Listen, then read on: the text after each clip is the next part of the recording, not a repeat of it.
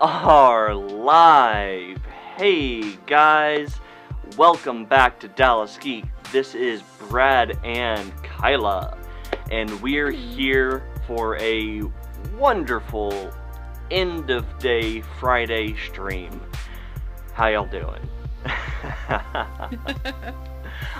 Kyla, how you doing actually? I'm doing good. We went early, I went early this week and we wrapped up the school year, so it is now officially summer for me and it's really bittersweet, and other than that, I'm doing fantastic. How are you, Brad? Very nice. I'm actually good. Honestly, I have been very happy with being able to just get a little bit done early today for, work. With the Memorial Day weekend coming up, so being able to not have to go back to the serious stuff until Tuesday is a wonderful thing to me. There you go. Yeah. So, with that, hey, we have Cody over on Facebook. How you doing, Cody? Hi, Cody. Glad you can keep joining us. This is always fun. But, yes, so, for those of you who have not seen us before, or just happened to stumble upon us, thank you for joining us. We are a show, podcast, whatever exactly you want to call us, all about nerdy stuff in the entertainment industry, and a lot about what's going on around Dallas-Fort Worth in the nerdy community. So we are here for all things nerd that you want to catch up on. And now that we are coming to you from quarantine, we are giving you even more random nerdy goodness. So, here you go. Sounds about right. Yeah. And of course, do not forget, if you have not already, please do not forget to like us and follow over on Facebook. And is it there? Yes, yeah, that's it, yeah. And then to like and subscribe. The subscribe button should be right about here on the screen over on YouTube.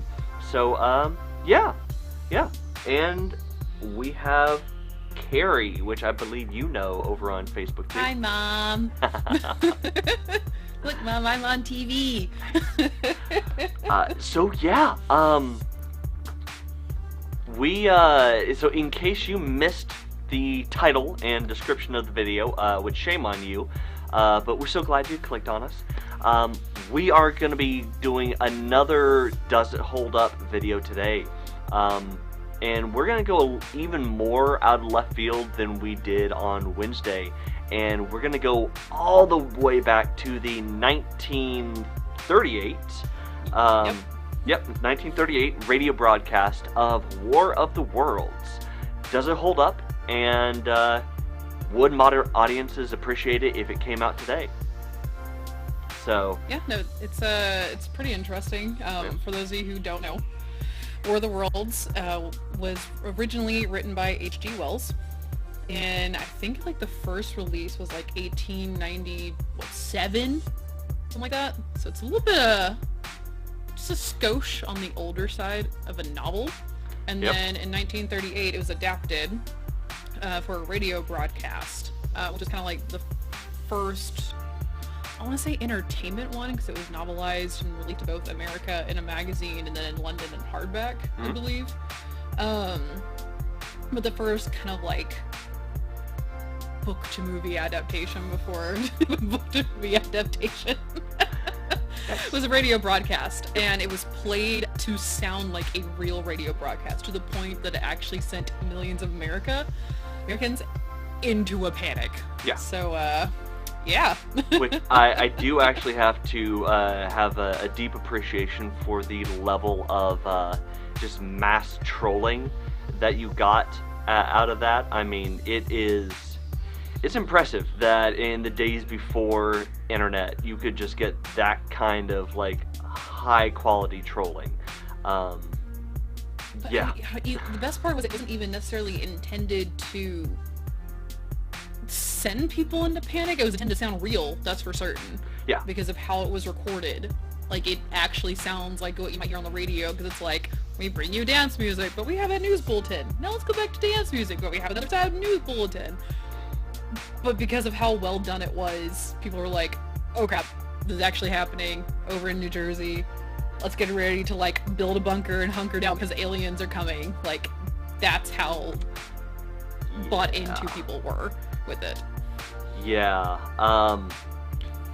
Yeah, I do have to say, it's... Because it was Orson Welles responsible for it, I mean, you want to talk about somebody who, for the time, was probably the quintessential master of psychological torture for okay, fair. at least the people that worked with him. The fact that he was equally willing to take that psychological torture and turn it outward to all of America is genuinely impressive. Yes, and like, so if you haven't listened to it, 10 out of 10 would recommend go back and re-listen to it. It's an hour long.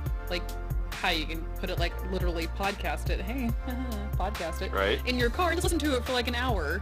Like, it just sounds like a radio show going on. Yeah. And it starts off, like, literally the first minute or so is them saying that this has been adapted by the novel War of the Worlds and narrated and directed by Orson Welles. But if you missed that broadcast and you just jumped in like most people do on the radio, yeah, I think I'd be a little bit panicked too.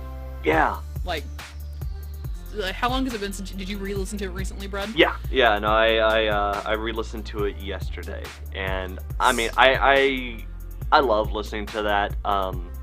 Like, I'm a fan of old cinema, so listening to old radio broadcasts like that have that same kind of production value is a lot of fun to me.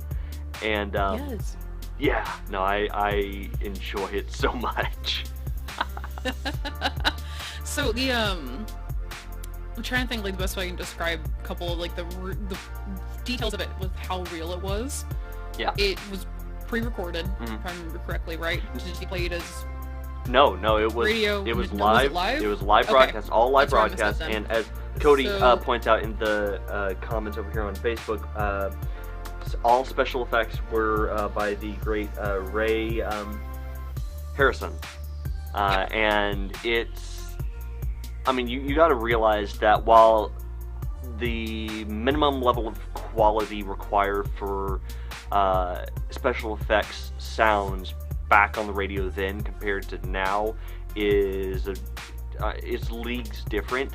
At the time, to be able to still be convincing enough that you could fool a vast majority of the audience with this, the sounds you're making, was still incredibly impressive, because you knew that you had limited you had a limited level of superiority that the recording equipment could get, and so you had to tailor the way that you made the sounds to work with those limitations.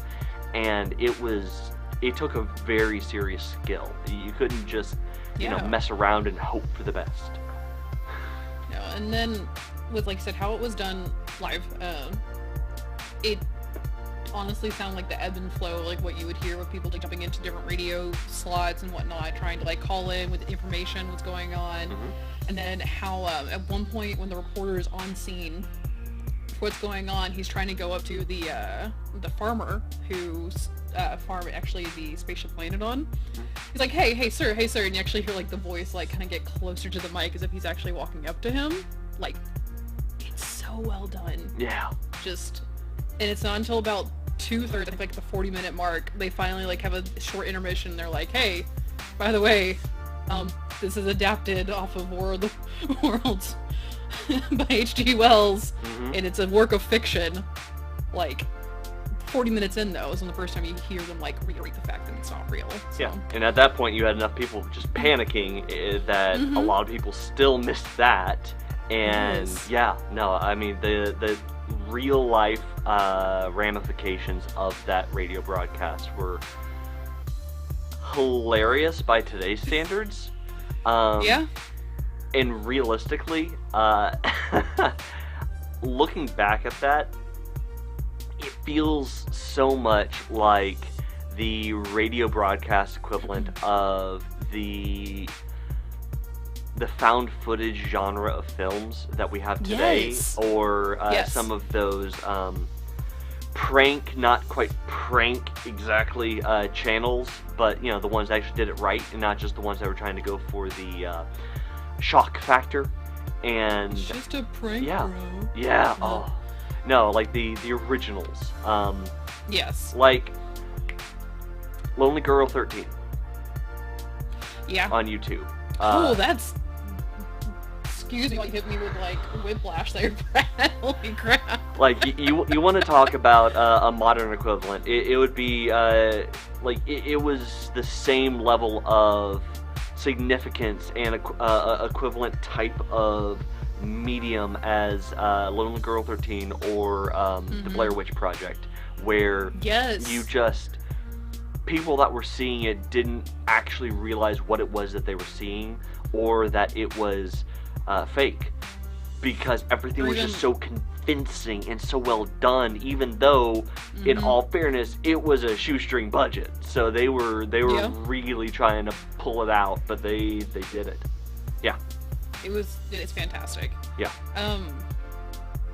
But I'd almost even throw in like two kind of like weird ones for you. Paranormal Activity, because again, sure. you said like the found footage thing, and so many people were absolutely convinced that this was 100% real, sort of documentary, just barely made fiction sort of thing. Yeah. And then the super almost scarring to watch VHS like 5 Little Mini movie. Yeah. Oh my gosh. That just kind of like, it really messes with you to the idea of like getting that immersed, even though there's something supernatural going on, but like it puts you there. So yeah, and honestly, I think we want to be able to see if War of the Worlds, the radio broadcast, could actually hold up today. I feel like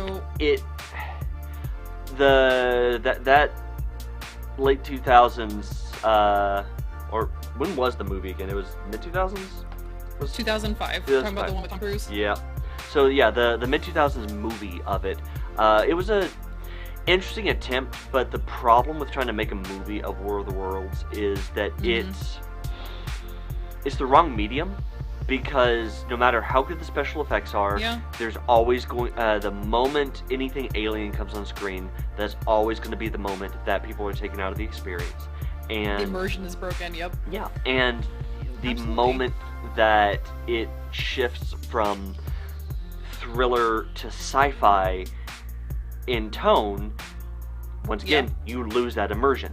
So I think if it was redone today as a I don't know, like a live stream on like Snapchat or Instagram, or like some kind of like a live podcast or something that could really get widespread attention, I feel like you could actually pull this off, because the concept has already been proven successful on so many other platforms. Now you just have to go back to no video or minimal video, and all of a sudden you could do this really well and fool everybody again. What if you did a live tweet series of it? That way it was something, because like how Twitter is so like on top of it with everything like that, people already live tweet like award shows, they like tweet out their responses and stuff like that, or like live tweet series finales because they want to like get their opinion out there, what's happening right then and there. There are people who have big Twitters because of that. Yep. What if you did like a live tweet of it with the occasional picture posted to kind of like keep the local realism, or like the occasional like 10-second video that you can pop in? Yeah. If you had to modernize it, I'd do something like that. Yeah. And it looks like we do have one more person that just jumped in the comments over on Facebook, Timothy Turner Parrish. Hey, how you doing? It's been a little while. So yeah, no, I think with social media offering up so many new ways to be able to give the same kind of nuanced experience to the attempt to pull the wool over the eyes of the general public. I think it could really be done well, whether live tweets or like just random Instagram or Snapchats or whatever that you just keep putting like mini installations. Don't try to go for like the full thing. Do kind of like exactly what the original radio broadcast did, and do it like individual pieces that all came together to be one big picture. And in doing that, you get the full effect. Twitter, I think that would absolutely be a fantastic platform to do it because of the reach and visibility there. But the second you want to go in and do like live videos or live audio, that opens up a few other platforms that you could just keep on throwing things on. I mean, what if you you want to talk about really short form, get it in, keep people coming back. What about TikTok? Like what if you did it as like quick TikTok installments that you keep doing throughout the day, and all of a sudden you just keep pulling people in? So you have that possibility, as well as if so let's say it's someone who's like a little bit more of like an established TikTok TikToker. That's what they call themselves. I feel like that may be accurate. So you have to have, so on TikTok, you have to have at least 1,000 people following you before you can go live. So I can imagine like someone who had like a slightly larger platform. Yeah. Not like huge, but like slightly larger enough to go live. Starts posting like little random installments like that throughout the day, and then like occasionally goes live, but then has to cut it off or something like that. Could get it a pretty interesting following for the people to be able to go back and like reconsume those videos that were posted and like generate more and like hit share on it. Like, possibilities are, with how many social media platforms there are now, there's a lot that could be done with it. Or you can even cross-platform it. Like, say if you have an idea of like, what if you, because you said having multiple kind of like stories going on. There was like the story going on at the farm, there's a story going on at like this radio station, there's a story of like the militiaman, the original one. And what if you had like different Twitter accounts that were telling it from different perspectives, and like it can like, or like jumping over to like, hey, I posted a picture on my Instagram for it. Like, you could turn it into a giant web if you wanted to try to recreate something like this. Yeah, and I mean, to be well orchestrated.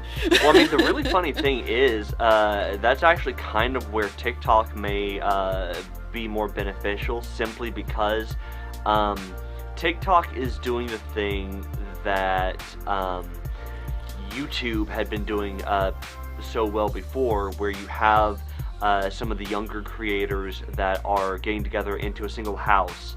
You have the TikTok house now, but before you had like the Hype House. Yeah, the Hype House, the FaZe Clan house, the all that stuff. Where you already have a well-established group of creators together that could easily collaborate with that. They have a large enough platform, they have a large enough audience, and they are already so in tune with the platform and how it works that they could feasibly pull off something, such a massive prank like this on the general public and get people to believe them.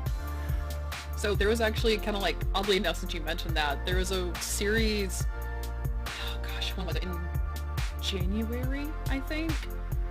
A couple of TikTokers I watched, because we had this conversation, actually, I enjoy TikTok, of this girl I watched, her name is Shots224, wanted to go to Disney World, and had been bugging her husband to take her to Disney World.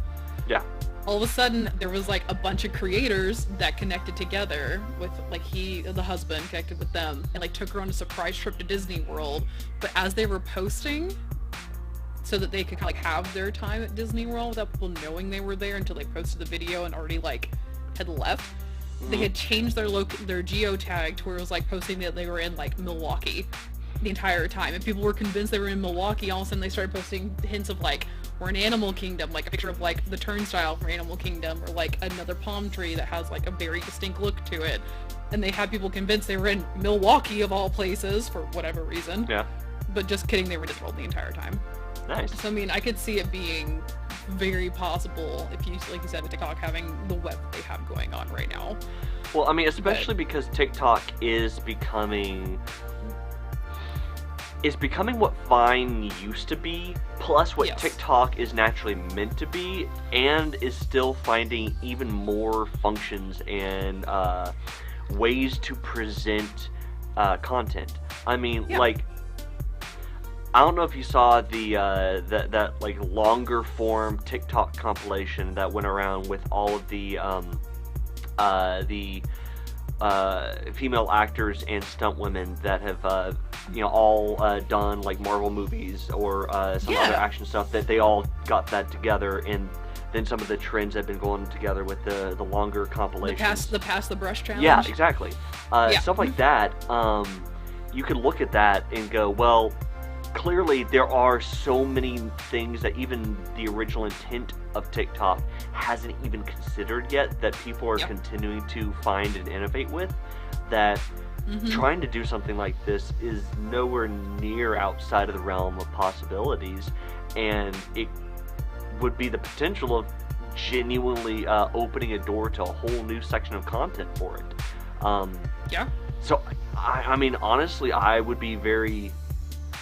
I mean, I'm not even that big into TikTok, just because, I mean, I don't fully understand enough of it to appreciate it, but I do know that any new form of media like that can revolutionize the way that storytelling is done, I am all for and will support every chance I can, because I think that's cool. I can get yeah. Yeah. So, but the real question is, do we think the original radio broadcast could actually hold up without having to be modernized? Radio broadcast on radio? No. A modern equivalent of putting it on a digital platform, whether that is a podcast or just a live stream with or without video on some other platform, but same setup, same concept. I think if there's a digital distribution for it, I think it could work. It feels like... You're saying with the modern twist it could? Yeah, like, well, a modern distribution minimum. Okay. Because, I mean, I don't know of anybody that would really disagree with the argument that radio itself is dead. I mean, even to be able to say, like Sirius XM or whatever, I mean, that even that you can't really make a solid argument of saying, yes, it's, it has a chance to keep surviving.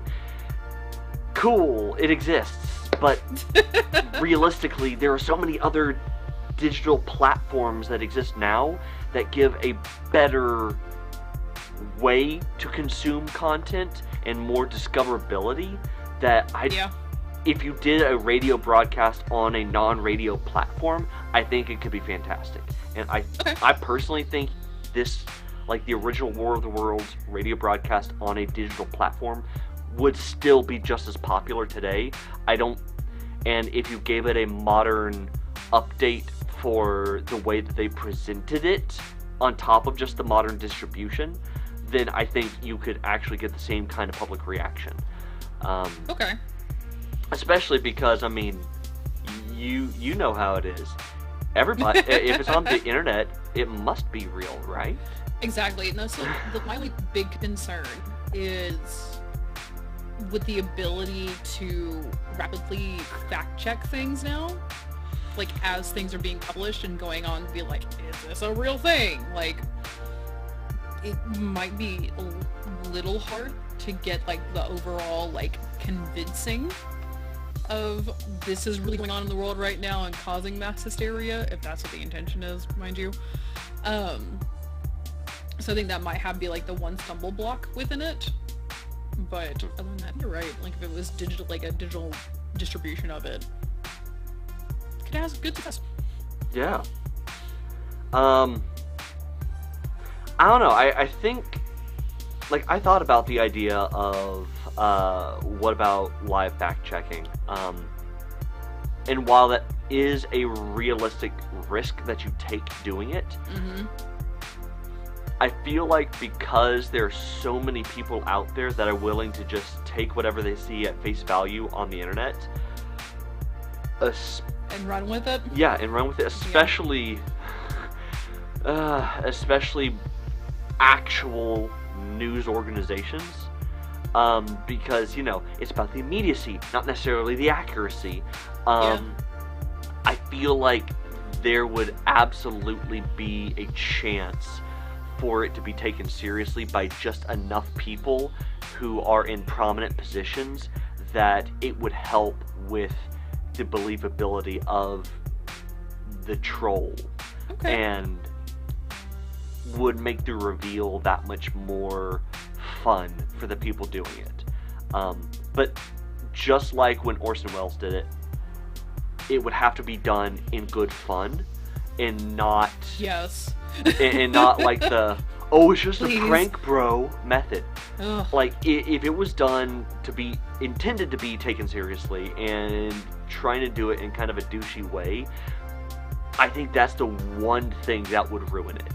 But Yes. do it with the same intent that the original did, to just have fun with it and really try to entertain while writing that line of reality and fiction until you make the big reveal. I think that would be amazing, and I genuinely think a lot of people would enjoy it. So I need someone to get on this, because I need this in my life. And like the only drama I have right now is like the bull crap on TikTok or Facebook that you see from people being cooped up. I need something more. Oh yeah, no, and that's. I mean, the more that we're talking about it, the more I'm genuinely getting like excited about the idea of somebody trying to make this. We'll just do it ourselves. It's fine. It's fine. I mean, dang it! If I could figure out a way to be able to actually do it and convince people, like really convince people, I'd be all for us doing it ourselves. Yes. Like, I think that'd be amazing. Yes. Yes. Oh. Man, but yeah, no, I mean, how about you guys in the comments? What do you guys think? Would you actually want to see somebody try to do a modern remake of the War of the Worlds radio broadcast? Not the movie. We're not touching movie. that. We're not either touching movie. that. But like, we're not gonna. The actual broadcast. 2005. Yeah. Not 1953. Like 1938 radio broadcast. Yeah. Like. But yeah, seriously, tell us in the comments. Would you guys want to see that, like a modern version of it? And even better, where would you like to see that? Like, where do you think would be the most fun to see somebody try to redo this in a convincing way? Do you think it would be TikTok or Twitter or Facebook or YouTube or where? Please tell us. Many options. I'm genuinely curious. Snapchat, Instagram. Yeah. So yeah. Emoji question mark? Like I mean, if you could do that, dang, I'd be for it. Show me how it would be done that way. I'd be behind it. People are creative, man. Man, Alright. yeah, so, with that, guys, thank you so much for making it this long. Thank you for hanging on. We really appreciate it. And yeah, once again, just like we said at the beginning of all this, if this is your first time joining us, thank you so much. We love getting new people in to see our videos, join into the conversation. If you are new, please do not forget to follow us over on Facebook. Right here? Yeah. And subscribe over on YouTube. There should be a little button, a little icon on the screen right about here-ish. So, don't forget to subscribe and like the video on both platforms. We always appreciate that. And definitely share us with your friends. And, if you are a returning fan, seriously, guys, you are the reason why we keep coming back for this. We love doing this, and we love getting a chance to be able to talk to y'all and get your thoughts on things. So, yeah. Just enjoy us nerding out. It's great. Yeah. Kyla, anything else you want to leave everybody with?